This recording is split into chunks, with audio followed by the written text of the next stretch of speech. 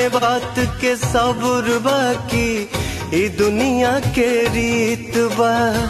मन के पंछी के उड़ जाते सुना सा संगीत बा। मन के पंछी के उड़ जाते सुना सा संगीत बा। प्यार पल पल जतावल नेह गुस्सा में देखावल, याद बचपन के पढ़ावल पढ़ाई आवता। मन लागत नइखे कतही हमर बाबूजी, अब रोआई आवता।